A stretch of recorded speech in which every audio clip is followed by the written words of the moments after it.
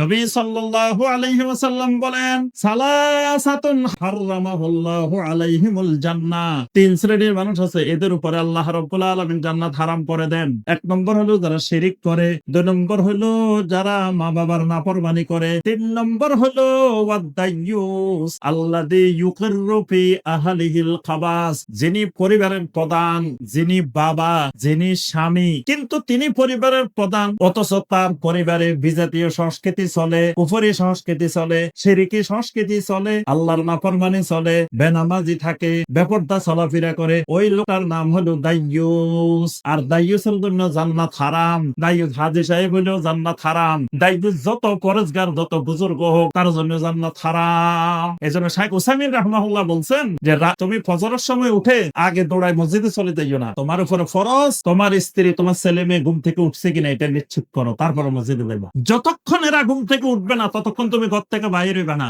তুমি এদের পিছনে সময় দিবা, এদেরকে যেভাবে হোক কানে তুলতেই হবে, কারণ এদের কারণে তোমাকে জাহান্নামে যাওয়া লাগবে। তাহলে তুমি এদেরকে ঘুম থেকে না তুমি কেমন তুমি মসজিদে যেতে পারো? কারণ তুমি মসজিদে গেলেও জাহান্নামে যাওয়া লাগবে যদি তোমার পরিবারের লোক এগুলা ঘুম থেকে না উঠে। তাহলে আগে তোমাকে এগুলা ঘুম থেকে তুলে নিশ্চিত করে তারপরে তুমি মসজিদে যাবে। তাহলে আমার আপনার ছেলে মেয়ে যেগুলো আজকে 31st নাইট পালন করে, এগুলো তো আমার আপনার ছেলে মেয়েরাই। তাহলে এগুলার বাপ নাই, এগুলার মা নাই, এগুলার স্বামী নেই, কেমনে করে? তার অর্থ হলো যারা এই প্রশ্রয় দিবে এদের নাম হলো দাইয়ুস।